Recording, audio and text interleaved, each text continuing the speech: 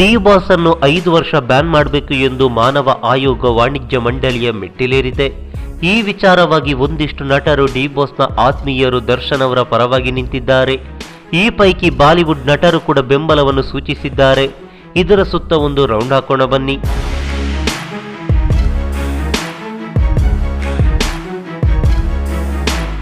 ನಟ ಧನ್ವೀರ್ ಸಾಮಾಜಿಕ ಜಾಲತಾಣಗಳಲ್ಲಿ ದೀರ್ಘವಾದ ಪೋಸ್ಟ್ ಶೇರ್ ಮಾಡಿ, ಎಷ್ಟೇ ಕುತಂತ್ರ ಮಾಡಿದರೂ ಇವರನ್ನು ಕುಗ್ಗಿಸೋ ಆಯುಧ ಎಲ್ಲೂ ಸಿಗೋದಿಲ್ಲ.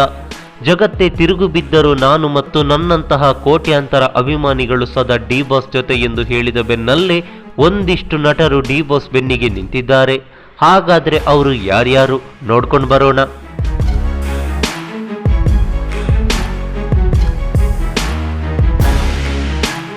ಎಸ್, ನವಗ್ರಹ ಚಿತ್ರದಲ್ಲಿ ಡಿ ಬಾಸ್ ಜೊತೆ ಸ್ಕ್ರೀನ್ ಶೇರ್ ಮಾಡಿಕೊಂಡ ಧರ್ಮಕೀರ್ತಿರಾಜ್ ಡಿ ಬಾಸ್ಗೆ ಬೆಂಬಲವನ್ನು ಸೂಚಿಸಿದ್ದಾರೆ. ನವಗ್ರಹ ಚಿತ್ರದಿಂದ ಇಲ್ಲಿಯವರೆಗೂ ನೀವು ಕೊಟ್ಟಿರುವ ಪ್ರೋತ್ಸಾಹ, ತೋರಿಸಿರುವಂತಹ ಪ್ರೀತಿನ ನಾನು ಮರೆಯೋಕೆ ಸಾಧ್ಯವಿಲ್ಲ.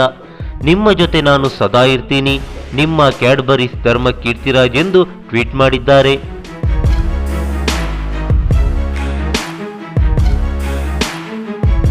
ಇನ್ನು ನಿರ್ದೇಶಕ ಗುರುದೇಶ್ ಪಾಂಡೆಯವರು ಕೂಡ ಡಿ ಬಾಸ್ಗೆ ಬೆಂಬಲವನ್ನು ಸೂಚಿಸಿದ್ದಾರೆ. ತಮ್ಮ ಸಾಮಾಜಿಕ ಜಾಲತಾಣಗಳಲ್ಲಿ ಡಿ ಬಾಸ್ ಅಂದರೆ ಬರೀ ಹೆಸರಲ್ಲ, ಡಿ ಬಾಸ್ ಕನ್ನಡಿಗರ ಆಸ್ತಿ ಮತ್ತು ದೊಡ್ಡ ಶಕ್ತಿ.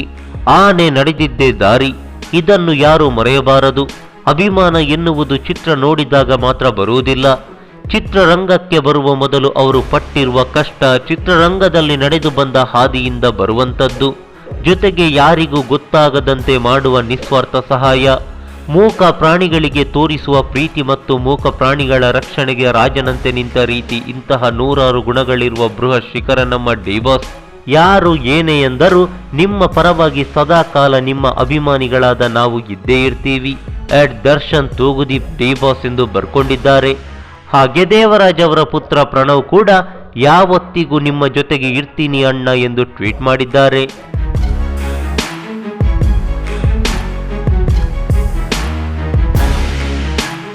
ಬಹುಮುಖ್ಯವಾಗಿ ಬಾಲಿವುಡ್ ನಟ ಹಾಗೆ ಕುರುಕ್ಷೇತ್ರ ಚಿತ್ರದಲ್ಲಿ ಭೀಮನ ಪಾತ್ರದಲ್ಲಿ ಮಿಂಚಿದ್ದ ಡ್ಯಾನಿಶ್ ಅಖ್ತರ್ ನಾನು ಯಾವತ್ತಿಗೂ ನನ್ನ ಬಾಸ್ ಜೊತೆ ಇರ್ತೀನಿ ಎಂದು ಟ್ವೀಟ್ ಮಾಡಿದ್ದಾರೆ.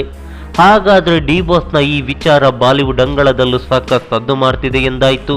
ನಮಸ್ಕಾರ.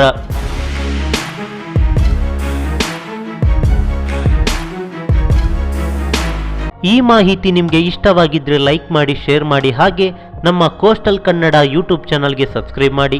ನಮ್ಮ ಹೆಚ್ಚಿನ ಅಪ್ಡೇಟ್ಸ್ಗಳಿಗಾಗಿ ಕೋಸ್ಟಲ್ ನೆಟ್ವರ್ಕ್ ಇನ್ಸ್ಟಾಗ್ರಾಮ್ ಪೇಜ್ ಹಾಗೆ ಫೇಸ್ಬುಕ್ ಪೇಜ್ಗೆ ವಿಸಿಟ್ ಮಾಡಿ. ಧನ್ಯವಾದಗಳು.